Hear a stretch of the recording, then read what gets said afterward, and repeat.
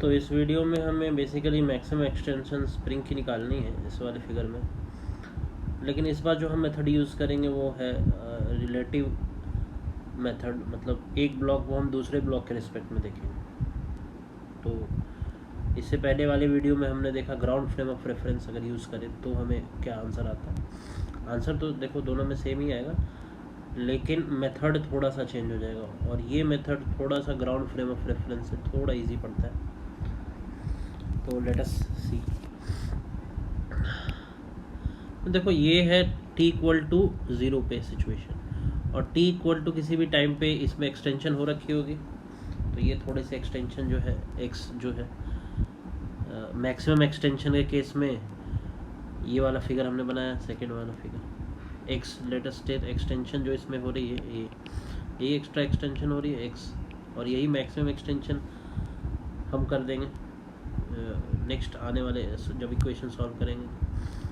उस केस में बस ये होगा कि इस फ्रेम ऑफ अगर ऑब्जर्वर यहाँ पे है तो हमें क्या दिखेगा कि ये रेस्ट पे है और ये मूव कर रहा है, ये आगे जा रहा है ऐसे। तो मैक्सिमम एक्सटेंशन जब होगी तो इसकी फाइनल स्पीड क्या हो जाएगी, 0 उस केस में। बस ये केस हमें बस ये कंडीशन रख देना है इसमें। और इनिशियल वेलोसिटी भी 0 है, u की वैल्यू भी 0 है यहाँ पे, u की, क्योंकि u रेस्ट से स्टार्ट हो रहा है तो u की वैल्यू भी 0, और फाइनल जब ये रेस्ट इस फ्रेम ऑफ रेफरेंस से देखेंगे तभी भी हमें 0 ही दिखेगा मैक्सिमम एक्सटेंशन के केस में।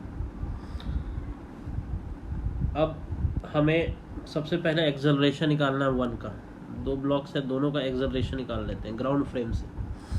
ग्राउंड फ्रेम से जब a1 का एक्सेलरेशन निकालेंगे, ये 1 है, तो हम क्या लिख सकते हैं इस पे, ये डेफिनेटली F1 माइनस इस साइड जो फोर्स लगेगा इस पे क्या रहेगा, kx F1 minus kx upon m1, और A2 जो फोर्स होगा वो A2 एक्सेलरेशन जो होगा वो कितना आ जाएगा। इस बार जो बॉडी है वो राइट में मूव कर रहा है तो डेफिनेटली kx बड़ी हो जाएगी इस बार, तो kx minus F2 upon m2 लिखेंगे। अब हमें निकालना है एक्सेलरेशन, हम किसका ऑब्जर्व कर रहे हैं, 1 का, किसके रिस्पेक्ट में, 2 के रिस्पेक्ट में। तो acceleration of 1 minus acceleration of 2 लिख देंगे। एक्सेलरेशन ऑफ 1 कितना है, that is F1 minus kx upon m1 minus of kx minus F2 upon m2। अब x को अलग लिख लेते हैं, सेपरेट कर लेते हैं, क्योंकि हमें जब इंटीग्रेशन करना होगा तो x के टर्म्स में करना है। तो हम क्या करते हैं, इसको ऐसे लिख देते हैं F1 बाई m1, और यहाँ से ये देखो मल्टीप्लाई होगा तो प्लस में आ जाएगा, ये प्लस F2 बाई m2, और इधर लिख सकते हैं हम माइनस ऑफ k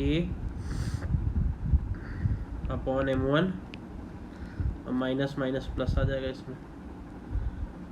एक काम करते हैं, माइनस कॉमन ले लेंगे तो ये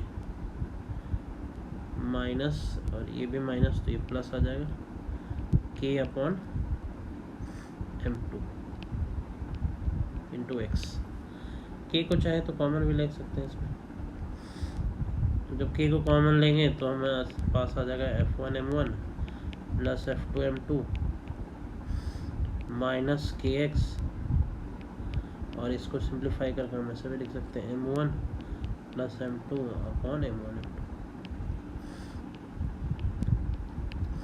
ये हो गया रिलेटिव एक्सेलरेशन, इसको ए लिख लेते हैं, रिलेटिव एक्सेलरेशन। अच्छा, एक्सेलरेशन को हम x के टर्म में रिप्रेजेंट कैसे कर सकते हैं, ए को हम दो तरीके से लिखते थे, एक dv अपॉन dt टाइम के रिस्पेक्ट में, और इसी को सिंप्लीफाई करके हम v dv अपॉन dt भी लिख देते हैं, dx sorry v dv upon dx भी लिखते हैं, ये भी लिख सकते हैं।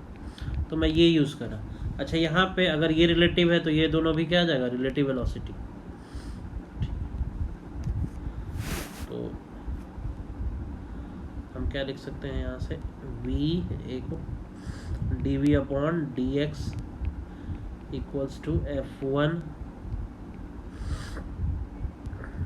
F1 by m1 plus F2 by m2 into minus kx into M1 plus M2 upon M1 M2। Next step में इसको क्रॉस मल्टीप्लाई करते हैं। तो जब क्रॉस मल्टीप्लाई करेंगे तो सेम ही इक्वेशन आएगा, बस x इसके साथ मल्टीप्लाई हो जाएगा। तो यही इक्वेशन आना है इसमें, ये वाली इक्वेशन, और बस इसमें क्रॉस मल्टीप्लाई हो जाएगी ये। तो ये वाली इक्वेशन को मैंने फिर से लिख लिया है। अब बस इसमें क्या करेंगे, ये वाला जो टर्म है इसको क्रॉस मल्टीप्लाई इस साइड करेंगे तो हमें पास क्या आ जाएगा, इधर dx और इधर भी क्या आ जाएगा dx। ठीक है। और जब इसको इंटीग्रेट करेंगे, इंटीग्रेट हमें कहाँ से कहाँ तक करना है इसको, रिलेटिव वेलोसिटी इनिशियल कितनी है 0,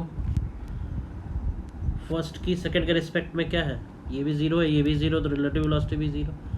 फाइनल ये तो 0 है कि जहाँ ऑब्जर्वर होता है वहाँ तो 0 ही मानते हैं, और ये भी हमें 0 ही दिखेगा, रेस्ट पे आ जाएगा। तो रिलेटिव वेलोसिटी ये 0 ही, तो 0 से लेके 0 तक यहाँ पे भी इंटीग्रेशन करेंगे। तो x जो 0 एक्सटेंशन क्या है 0, इनिशियली एक्सटेंशन 0 है x, और फाइनल एक्सटेंशन जो मैक्सिमम एक्सटेंशन आ जाएगा x, और यही x जो है मैक्सिमम एक्सटेंशन। तो जब इसको सिंप्लीफाई करेंगे, इधर इस LHS तो 0 आ जाएगा, v²/2 आएगा, और हम जब लिमिट पुट करेंगे दोनों तो 0 आ जाएगा आंसर। इस साइड जब इसको जब इंटीग्रेट करेंगे तो ये x बन जाएगा। तो इसको हम ऐसे लिख सकते हैं F1 M2 upon M1 F2 upon M1 plus M2। इसका इंटीग्रेट करके फाइनल x, और यहाँ से आंसर हमारे पास आ जाएगा, दैट इज k, इसका इंटीग्रेशन आ जाएगा x²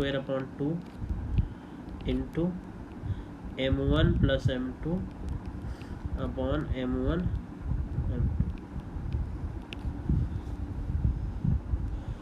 तो x की वैल्यू हमें लिखनी है, तो इसको फर्दर जब सिंप्लीफाई करेंगे तो हम लिख सकते हैं x की वैल्यू या तो 0 आएगी, x कॉमन ले लिए, और x की वैल्यू जो कि ये दूसरी वाली जो वैल्यू आएगी दैट इज़, ये देखो ये भी कॉमन लेके हम 0 कर सकते हैं, कॉमन ले लिए और इधर डिवाइड मल्टीप्लाई कर दिया तो 0 आ जाएगा। तो x की जो यहाँ से वैल्यू आएगी that is F1 M2 upon M1 F2, और ये डिवीज़न में आ जाएगा, इधर x तो कॉमन चला गया, बस x बचा है। तो M1 प्लस M2, और ये 2 इस साइड जाके ऊपर 2 अपॉन k, ये फाइनल एक्सटेंशन आ जाएगा मैक्सिमम। ये हो गया मैक्सिमम एक्सटेंशन स्प्रिंग में जो है। और दूसरा वाला पार्ट ये आ जाता है मिनिमम, यानी हो सकता है मैक्सिमम, ये दूसरा पार्ट जो आ जाता है वो मैक्सिमम कंप्रेशन का होगा। क्योंकि अगर याद हो तो हम वेलोसिटी 0, यानी दोनों रिलेटिव वेलोसिटी 0, या फिर बोल सकते हैं दोनों ब्लॉक्स की स्पीड सेम कब मानते हैं, या तो मैक्सिमम इलोंगेशन हो या मैक्सिमम एक्सटेंशन हो। तो मैक्सिमम कंप्रेशन, सॉरी एक्सटेंशन में मैक्सिमम कंप्रेशन या मैक्सिमम एक्सटेंशन, इन दोनों के केस में जो वेलोसिटी दोनों की आती है सेम आती है, बट इसमें 0 आ गया, यानी ये ब्लॉक कभी कॉम्प्रेस करेगी ही नहीं, हमेशा एक्सटेंशन में रहेगी सिचुएशन। इसका ऐसा बनेगा कि कॉम्प्रेस होगा नहीं, क्योंकि दोनों तरफ से फोर्स लग रहा है ना, जो हमेशा एक्सपेंड ही कर रहा है इसको। तो ये ऐसे ऐसे ऐसे ऐसे मूव करेगी, ये आगे जाएगा, यहाँ से यहाँ, यहाँ से यहाँ, ये आगे,